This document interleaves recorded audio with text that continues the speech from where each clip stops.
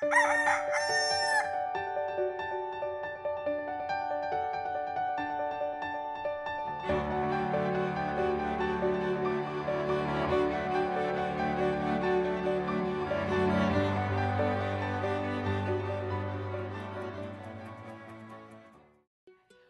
umaga, kapamilya. Ito po si Father J-Boy at tayo na po at magkapet pandasal. Ilang oras na lang ang natitira bago lumisan na sa ating bansa si Pope Francis at babalik na siya sa Roma. Nakatataba ng puso ang kanyang pagdalaw sa ating bansa. Inabangan natin ang kanyang bawat galaw at kung may pagkakataon, inasam-asam natin ang makita siya kahit isang iglap lamang.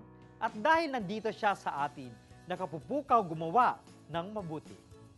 Ang tema ng pagdalaw ni Pope Francis ay ang mercy and compassion o awa at malasakit.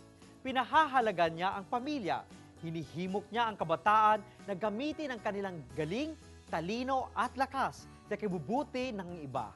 Sa kanyang pagbisita sa Tacloban, binibigyan niya ng atensyon ang responsibilidad nating tulungan ang mga nagdarahop, lalo-lalo na ang mga ulila, matatanda at ang mga biktima ng sakuna.